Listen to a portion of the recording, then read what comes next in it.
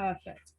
Hello, Claire, as well. So, welcome to our webinar this evening around the Political Education Toolkit, which is due to be released in a nice, shiny format next week for people to be using over the summer term. Definitely in England, we're coming up to an Easter holiday, and I assume in Scotland, there'll probably be a school break as well. I know that the timings are always slightly different. So what we're going to have a discussion about this evening. Hopefully people are up for a bit of interaction. We're going to talk about what we mean by political education, and also maybe more importantly, what we don't mean by political education. We're going to critically think about critical thinking and what we mean by that, and how we can use that when we're working with young people at our Woodcraft folk groups or any other setting where we're meeting with young people as well. We're going to talk about how we can link political activity and talking about political issues into our aims and principles at Woodcraft folk, most importantly looking at the aim and principle around education for social change. We're going to have a look at some example activities that have been done before when looking at political issues and critical thinking, and we'll be looking at activities for elfins and pioneers and venturers, and hopefully the people in the room tonight can share some activities that they've done with their groups in the past as well. And then at the end we'll talk a little bit about the launch of the toolkit, which will come out, as I said, over the Easter break, and some other places where people can find resources to follow this up a little bit further. So I'm going to throw a question out to the people that are here of what do you think of when you hear the words political education? And hello, Hannah from St. Albans, thanks for joining us. So as I said, you can unmute yourselves, or you can just put an answer in the chat if that is easier. What you think of when you hear political education?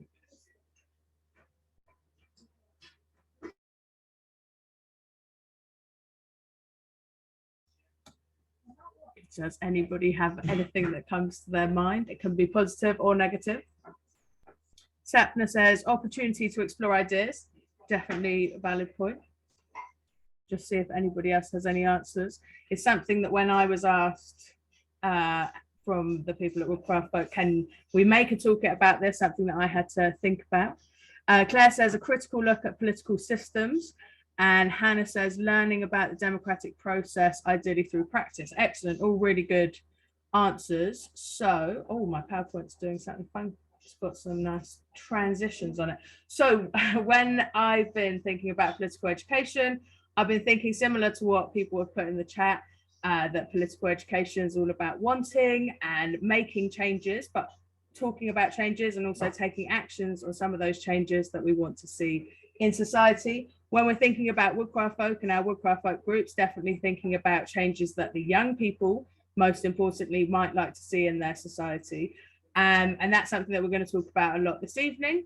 That can obviously be very small change, something within your group or the place where you meet, or something really big, which lots of groups discuss bigger issues such as the climate crisis or anti-racism education and that sort of thing. So we obviously encourage our groups, sorry, my transitions are making everything a little bit slow to come up, so I'll just get them all to come up. So we encourage our groups to explore big ideas and also to support young people to engage in social action activities and campaigning for lots of different reasons. So maybe campaigning to improve communities around them or communities further afield, fighting against discrimination, stopping destruction or harm of the natural environments around us, or maybe even the built environments around us, helping the more vulnerable or disadvantaged in our communities, raising awareness on bigger global issues, and making change, again, like I said, most importantly on topics that young people bring to us as facilitators that they want to make change on.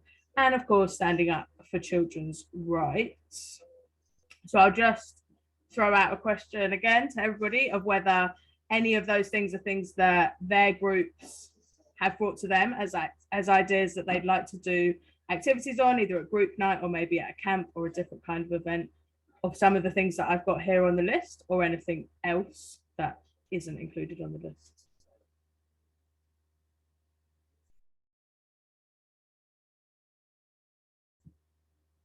Give people a couple of seconds in case they're writing in the chat.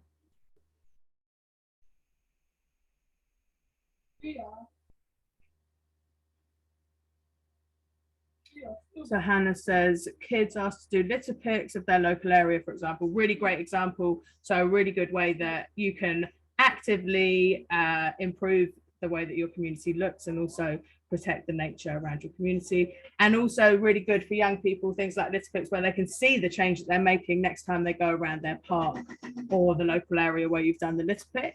Sapna says, young people often want to take action and learn about the climate crisis. Yeah, that's definitely something that our groups, I think, are really good at listening to young people's voices on what they'd like to change there. Some of our young people are keen to challenge discrimination in all of its forms. That's really great to hear. And hopefully things like this toolkit and thinking about critical thinking and political issues, which at the moment I keep calling political education, but political education around current issues that are going on. Hopefully you'll find out some good techniques to share with your young people. So I've just put this slide in of what we don't mean by political education. So at Woodcraft Folk, political education is not necessarily the same as encouraging support for a certain political party. So as you hopefully all know, Woodcraft Folk's not affiliated to a political party, and that we can share with our young members that we might disagree with certain things, but we shouldn't generalize, and we need to be clear what it is that we're proposing in terms of change, and that supporting and disagreeing with something should always be about policy rather than the individuals. And as I said before, thinking about what our young people most importantly want to change in their areas or further afield. I'm just going to come to some more transitions about what critical thinking is. So I'm going to take those two away. So critical thinking is very closely linked to, I guess, thinking about political issues and political education. So critical thinking is kind of questioning the world around us and thinking deeper about even small things in our world, and always asking the question, why is that happening? Which I think young people are often really good at asking why, and adults sometimes can be stumped at the question why. I definitely am with lots of different things. But young people are really good at asking why. And it's really important at our groups, I think, to encourage our young members to ask each other why. So even something as small as when you're sharing news at the beginning of your sessions, maybe even with the Elfins, to encourage that sort of asking questions whilst others are sharing their news, even if their news is something very simple, like that they went to the park, maybe asking, did they see any new wildlife at the park? Did they see lots of litter at the park? Really encouraging groups to sort of ask each other questions and think deeper about what they're talking about and what they're sharing. So it's something that we use all the time, and we can think about young people and how we can get them to critically think about the world around them. So I want you to, again, put into the chat, which ways do you ask your group critical questions, and maybe some of the questions that you think you've asked your group in the past that have helped them to sort of critically think about the world around us.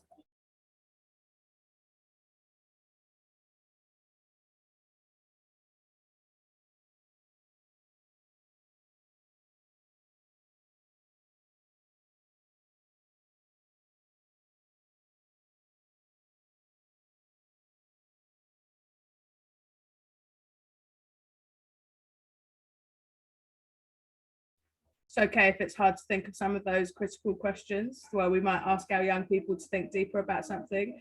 Maybe the next question is more appropriate of what are there any challenges to your group thinking critically? Do your group find that difficult? Or what kind of barriers do you come up with trying to ask those critical questions? If we can't think of any.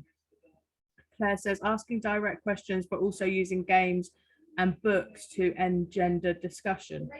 Really good idea. So asking direct questions about what they're doing, and then also exploring those kind of bigger ideas, like we mentioned, through games and different kind of activities. Hopefully towards the end, some of the examples will help us as well think about some of those activities that work well. As I mentioned before, when I do news with my pioneers, I often like to ask them lots of questions about their news, even if it's just about how they felt when they were doing the thing that they're sharing, which I think helps them to kind of think about things. It's always good to almost play the devil's advocate to get a little bit more information and hear what they feel passionate about.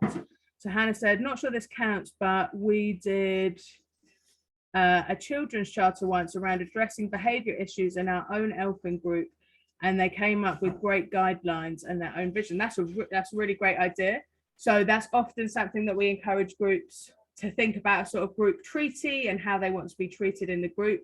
And I think that's a really important way to help young people make the decisions and come up with their own guidelines and democratic process. I'll just go with Claire's point first, that says that a challenge is that with many groups, there are different levels of engagement with political issues. It's really difficult as well, as you say, when groups of young people are coming together who go to different schools, maybe live in different areas, maybe come from different backgrounds and circumstances, and children can often take in other things that they've heard in different places and had different influences.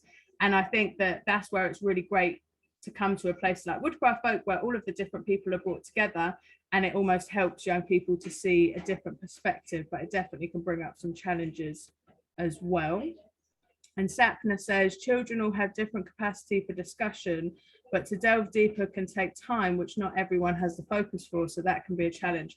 Definitely a really good point, and I think something that I'm going to take away from this discussion and put a bit more into the toolkit about some of these challenges, because I think it's easy for us to say ask lots of questions, but as you say, there can be a different capacity, especially as Hannah's now saying, for an elfin group who mostly want to run around and not necessarily want to sit and discuss things verbally for a long time, but they do want to do the war game activity again. So there's lots of different ways. I think it was Claire who said before, through games and different kinds of activities, even through craft activities and getting your hands busy and kind of making things, you can still be, in fact, I find often with Venturers, it's good if you're doing a craft activity to have a discussion at the same time, and that sometimes they share a little bit more because they're doing something else with their hands, and then maybe share things because they're concentrating on making a friendship bracelet or something like that, and then they feel a bit more confident to share. Thank you for sharing all of those challenges. And as I say, some of them are an age thing, some of them are to do with everybody coming from a different background as well.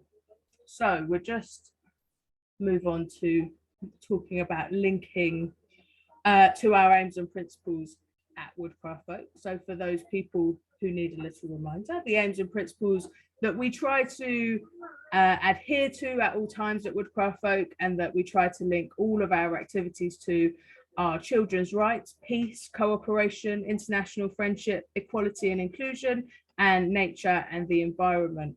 All of those topics and all of those aims and principles will bring up sort of political issues. So for example, we are an organisation who's very much about living as one world and living in a peaceful world. And so there are lots of actions that we don't agree with.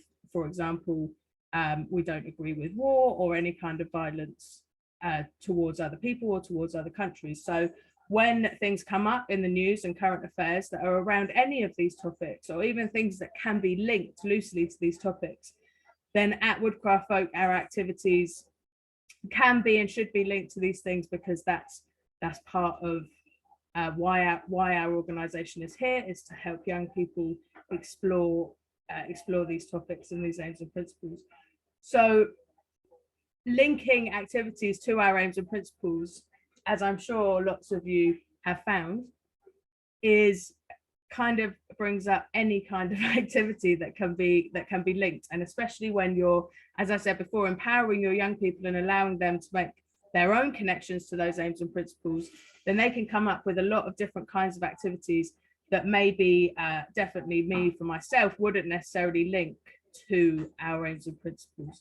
So there are a wide range of activities, even something like if the young people said, oh, we'd really like to decorate biscuits, and then you could say to them, okay, how does decorating biscuits link back to our aims and principles? And they may come up by saying, oh, well, we'll all work together and we'll cooperate together to make the icing, or we'll all decorate our biscuits with a message about equality, or we'll all decorate our biscuits about peace, or we'll sell our biscuits afterwards to raise some money for a peace charity or for Woodcraft folk or something like that. So there's lots of different links.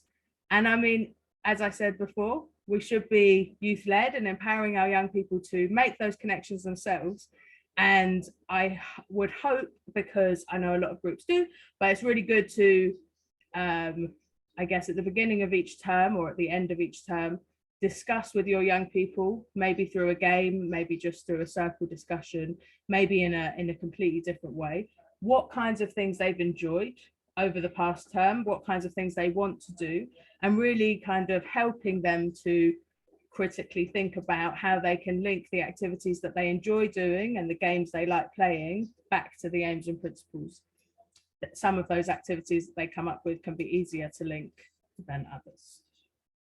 I agree with you there. So at Woodcraft Folk, we have something called the Outcomes Matrix, which some of you may or may not have seen before. That links all of our aims and principles, one of which is not on here because we're coming to it now. It's education for social change. And on the whole of the Outcomes Matrix, it has all of the aims and principles that are listed here, and education for social change, and how we can, what kinds of things are age appropriate to explore those aims and principles with each age group. So I've just cut out of the matrix the education for social change aim, and then the descriptors of what each age group between Elfins and Venturers can do to explore that topic.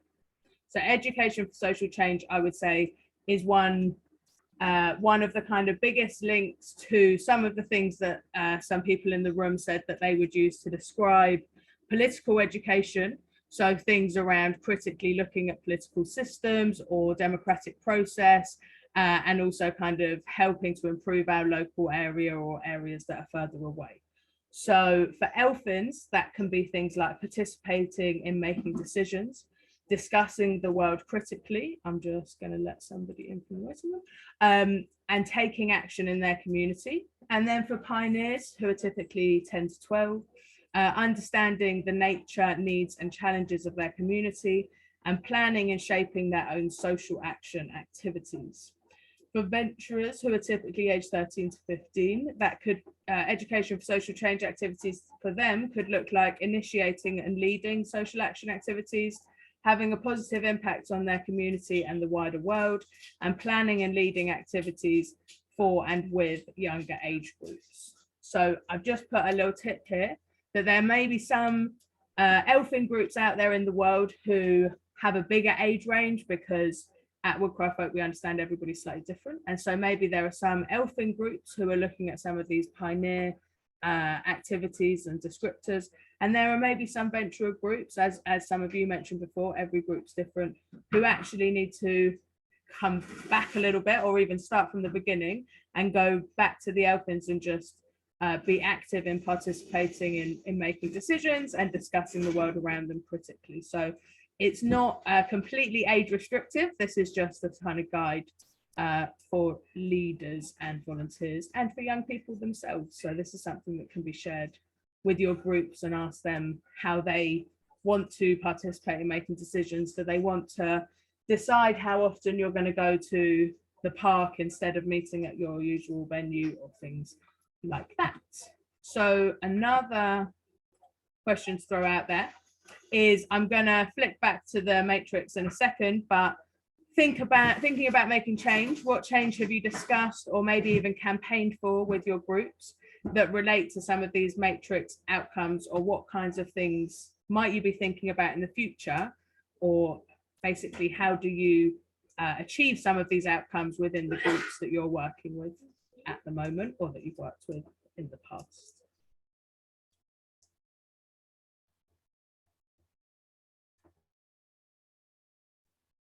Sapna says campaigning to save a local green space. Excellent. So that's definitely looking at the challenges of your local community, and also kind of social action activities as well.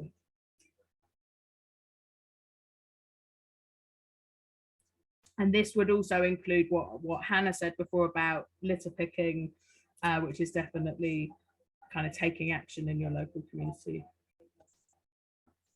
Sapna says attending an anti-racism demo every year. Perfect. Sapna's got loads. Cooking for a local night shelter. Excellent. These are all like really good things that are going to be helping the local community, and maybe even some of them further afield. Definitely.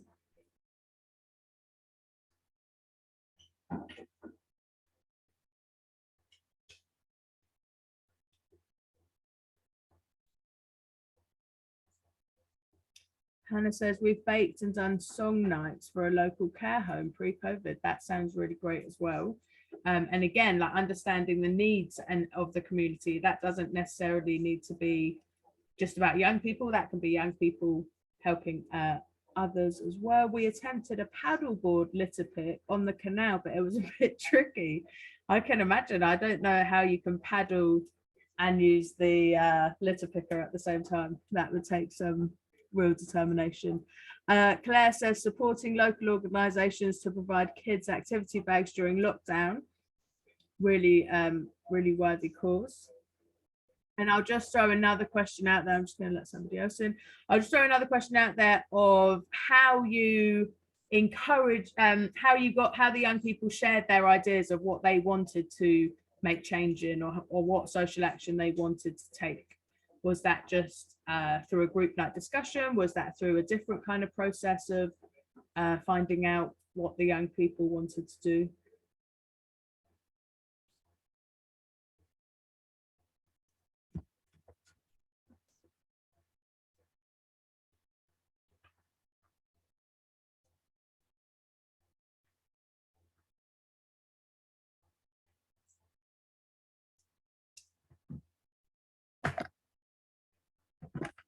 I think so. Love the paddleboard litter pick. Yeah, I love the idea of paddleboard litter pick. I'm thinking about where I could possibly do one near me, but there's not too many options. I could do a skateboard litter pick with my group. Maybe.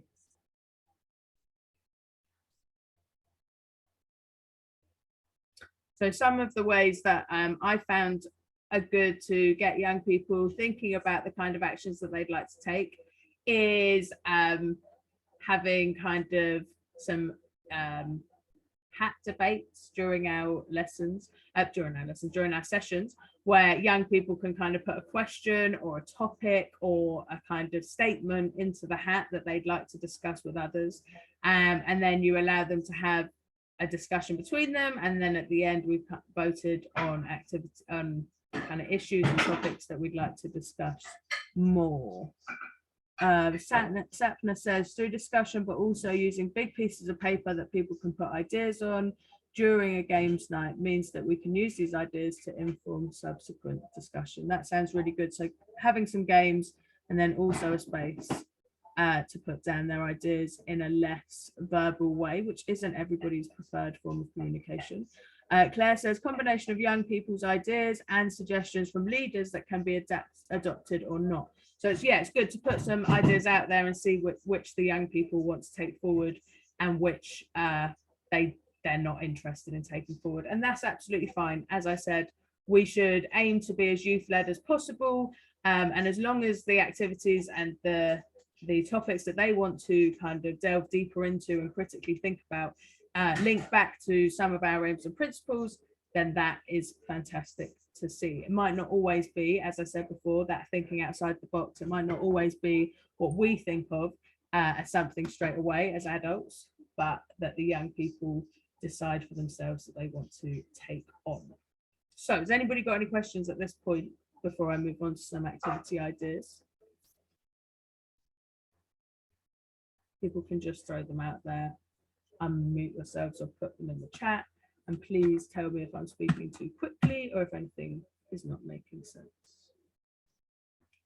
So a few example activities for Elfins that can get people thinking about education for social change and coming back to here, thinking about participating in making decisions, thinking about discussing the world critically around them, thinking about taking action in their local community. So there's a great activity which is on in our website archive and will be in our Political Education Toolkit. It's coming out next week around biscuit boating. So quite simply, taking, I don't know, 5 or 6 packets of biscuits to a group night and allowing each biscuit to be voted on in lots of different ways. So there's lots of different ways of voting. You can do simple voting, like having a show of hands of who wants to eat which biscuit first.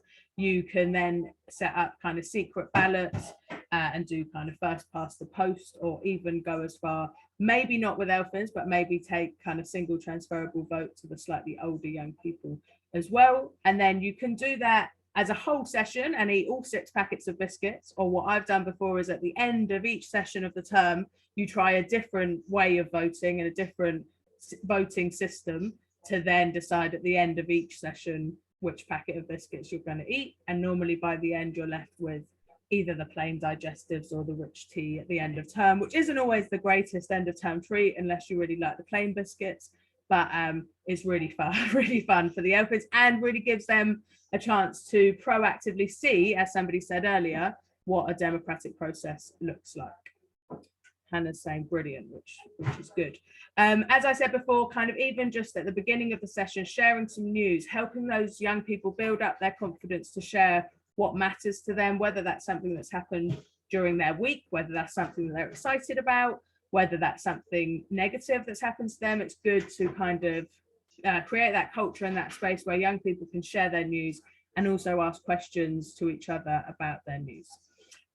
Also, what we've discussed before, making decisions about their own program, even again, making decisions about which game to play, having votes on that kind of thing. Do you want to play Stuck in the Mud, or would you like to play Duck Duck Goose? You know, those kinds of, getting them to vote on those kinds of things. Again, I wouldn't go as far as going down single transferable vote between Stuck in the Mud or Duck Duck Goose, but you can come up with your own ways. You could even ask them to think of their own ways of voting on things like that. Talking about changes that they want to see and make. Some people have put into the chat some really good ideas about how we can do that, but that can be done with a hat debate, with a kind of circle discussion, or even kind of sharing things, creating things that they might like to see in their local area, maybe making maps of their local area of where they might like to see more green spaces, as Sapna said before, or where they might like to see less litter or less dog poo or something like that. There's a great activity in the IFM SEI Child's Participation Handbook that's called What If, and that asks a lot of kind of rhetorical questions about the world. What if this happened? What if that happened? And it really gives young people a chance to start critically thinking about the world. Some of them are quite silly questions and some of them are a little bit more serious, and young people in groups then decide what their response to some of those questions would be. You can also go through some activities that introduce young people to the UNCRC, so the United Nations Convention for the Rights of the Child, getting them to critically think again about their rights. And one of the most important rights, I think, that young people think is one of their most important rights is the right to play. So even just having an evening where it's the young people's choice of which games they play. And sometimes it's nice to send the group away at the end of one session to say, think about which game you're going to lead next week. And then they come back next week and everybody has a chance to lead a game for the rest of their group. It's also very interesting to see the personalities of elfins, especially when they get a chance to be in charge, as they like to think, and take a kind of leadership role in the group. I always like to act like an elfin when I've let the elfins act like a bit more responsible, which is always good fun. So thinking about activities for pioneers. So our green influencers in Leeds and Bradford wrote to their local MP about air pollution in their area, and also mentioned in their letters kind of the litter in their area and also the crime rates where they live. So you can see in the picture there, them writing letters to their MP. This, I guess, in this kind of modern technological world that we live in, could also go as far as making a video to send to your local MP. I know that some groups have done that, or even a video to share on social media to then kind of raise awareness in your area that other people should be writing to their MP. Some other green influencers groups in the north also interviewed their local MP, who was on their way to COP26 at the time, and asked him to share their views and answer some questions about the climate crisis and what the government's doing. Sapna says, video, great idea, especially if you have young people who struggle with literacy. Exactly that. It's really easy for us to say, oh, write a letter to an MP, where actually some young people don't find written communication that easy. Videos can be much easier. Maybe even making a podcast for those young people who don't want their image to be out there. I think that really in our technological world, we can be thinking outside the box, maybe making a TikTok video to our local MP or something like that. Again, ask the young people how they think would be best to share. That's always a good place to start.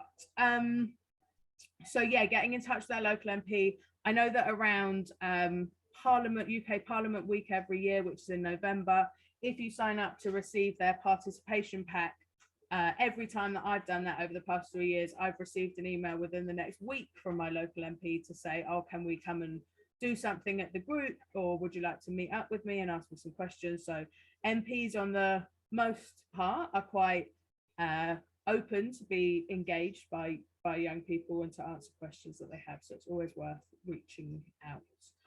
Hat debate, as I mentioned before, encouraging critical thinking, get young people to put in questions or statements, or even just the name of a topic or just a word into the hat.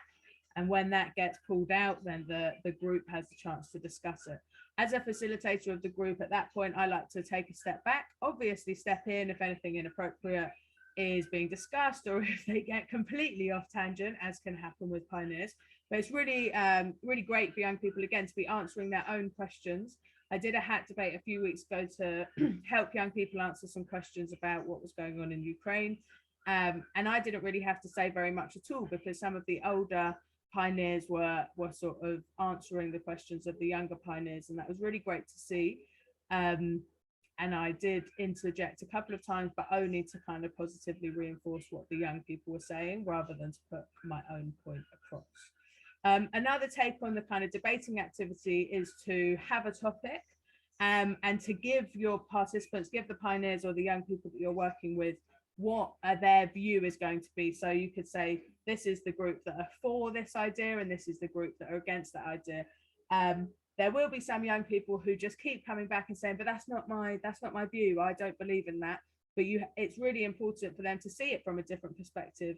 And again, giving them those tools to then think about what somebody who does have the view that's opposed to theirs might what their arguments might be that they'll be sharing with them. So it gives them a different perspective to look at the issue.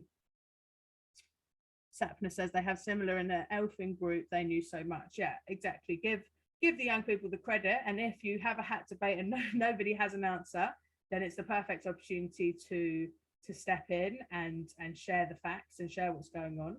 But at the same time, allow the young people to answer each other, because they do sometimes have taken in lots of different information and want to share their own views.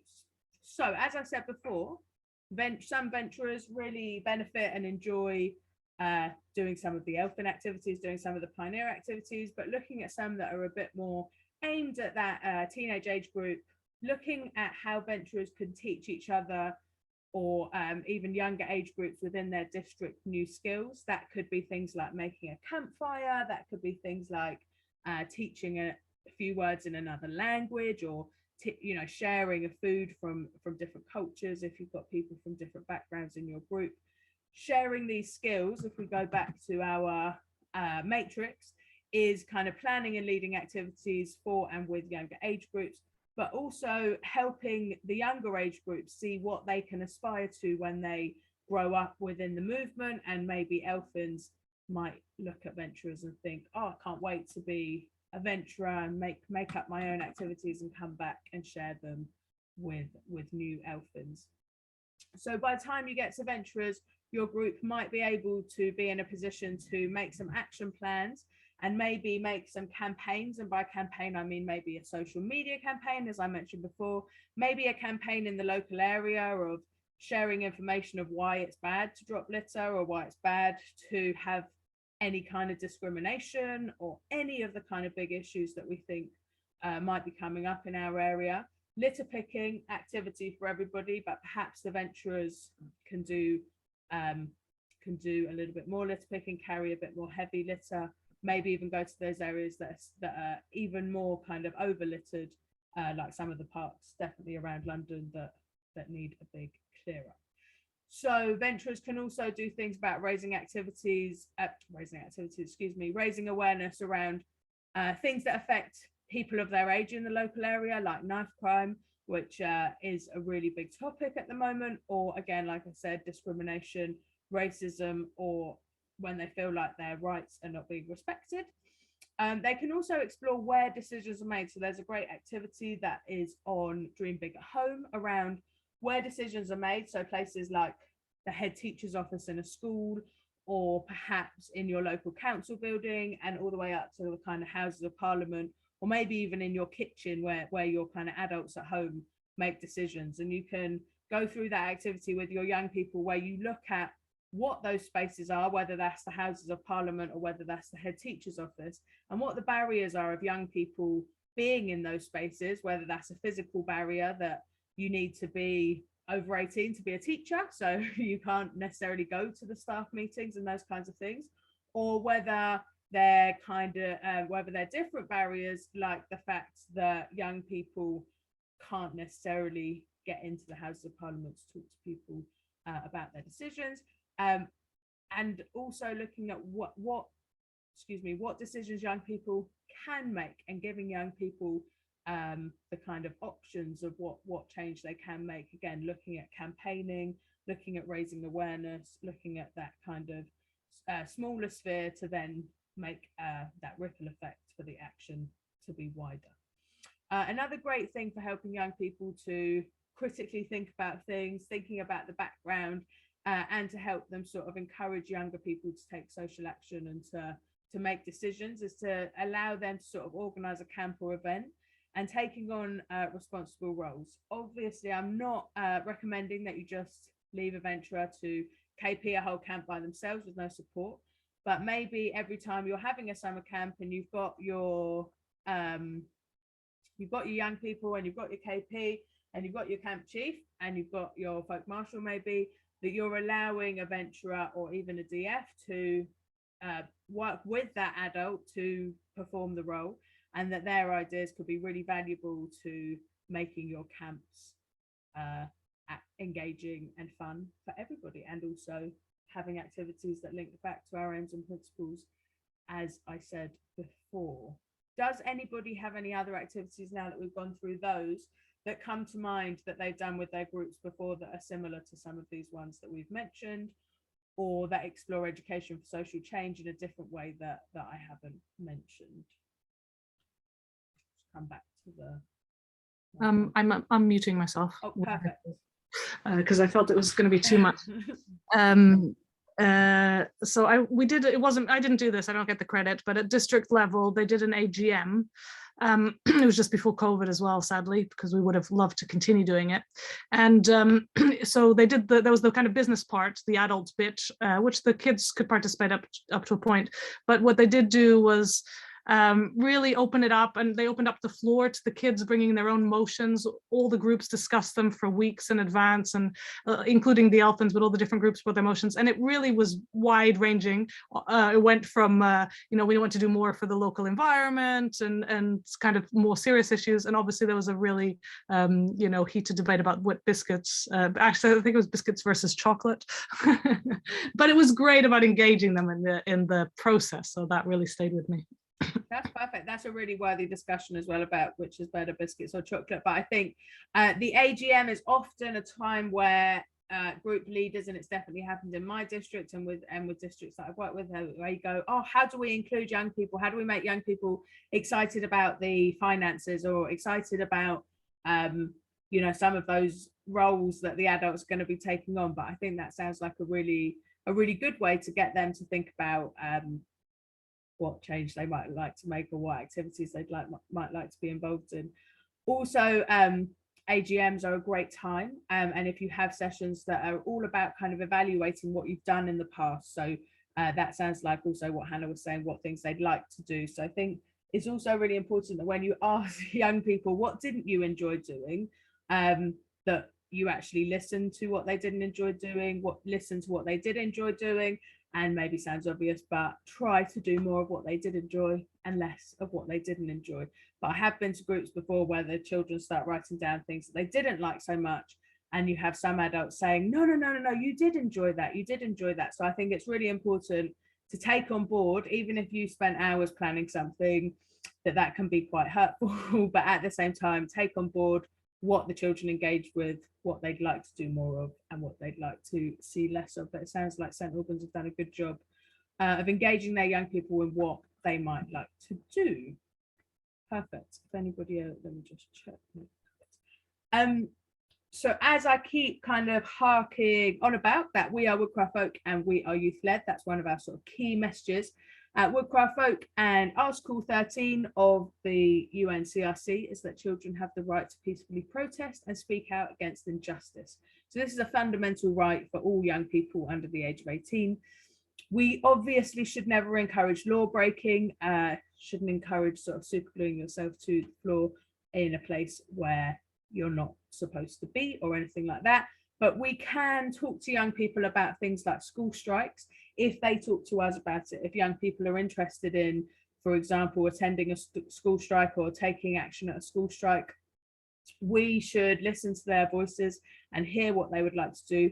But we should also make sure that the conversations are about the benefits of taking time off school, perhaps, and also the hindrances. As I said, again, playing that devil's advocate, asking those critical questions. What will happen if you miss a day of school? What are the benefits of missing a day of school? What are the benefits of going to the climate march or any kind of demo that is going on? I know that lots of demos don't happen during school time, and that some do as well.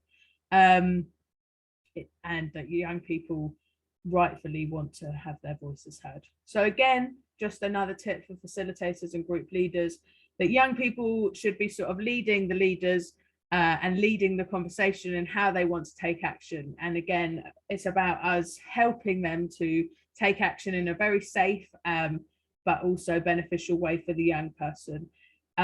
Some might want to raise their voice and go to a demo and hold up their placard and share their ideas, and some might prefer a different way of campaigning, might prefer digital protesting or raising awareness through education or different forms of media or workshops or anything like that. So really be led by your young people, and if your young people ever bring you an idea and you think, as a Woodcraft Folk leader, am I allowed to do that? Then it's always good to get in touch with us at the Woodcraft Folk team and find out. Or there's some really great Facebook groups, forums where you could hear what other people have done in the past and kind of put it out there. So just get everything up. So just to kind of finish off, to talk about the Political Education Toolkit, which is going to be sent out to groups over the Easter break, is currently just being made to look very shiny and fancy, and something that group leaders want to pick up and explore with their young people. We're hoping that the toolkit can also be used by Venturers and DFs who are maybe leading their own program, as we mentioned, looking at the matrix, and that they can share with their peers or share with other with younger age groups as well. Claire, have you got a question? You want to see? No? Okay.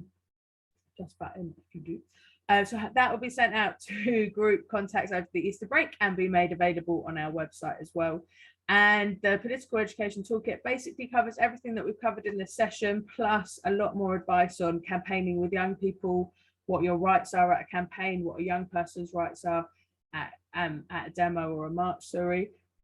Also looks a bit deeper into critical thinking and gives a lot more activity ideas and the full activity and session plan there as well. So you can have a look on the Woodcraft Folk website in the activity archive as well for education for social change activities or any activities that relate to our aims and principles. I think we've got now 200 activities published on the website, so there's loads of stuff to look at. Our friends at IFM SDI also have quite a few activity packs around things like child participation, around refugee and migrant issues, around children's rights and around inclusion and diversity, and some other topics that are really great, and they're all on their website. You can have a look at Dream Big at Home for things that you can adapt back into group activities, or things that you can explore with young people in very small groups or at home as a household. On Oxfam, there are some good resources around climate justice and campaigning on climate justice. UNICEF has some really good activities around children's rights. And if you check out Youth Link Scotland, there are some really good activities around COP26, which are still quite relevant even after the event, to look at things like democracy, climate injustice, and some other topics as well. And in the toolkit, there'll be a lot more places where you can find extra resources and activities too. Does anybody have any questions or anything else they'd like to share this evening? Oh, we're at 14.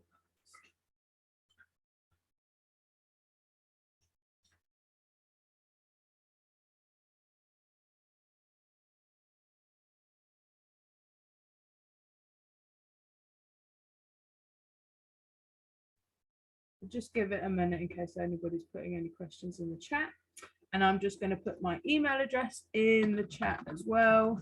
And then if anybody wants to follow up or ask any questions afterwards, then they can. And as I said, the toolkit's coming out next week, so hopefully that would be great. Oh, that's great. Hannah's saying that she's feeling re-inspired, which is always good to hear. Sometimes it's good to just get those thoughts flowing and be reminded of some of the things that we've done in the past and things that we can do in the future. Excellent. I'm going to stop the recording in case that stopping anybody's share. Really glad this training will be urging others to watch the recording. Great. Thank you so much, Sapna. And thank you, everybody.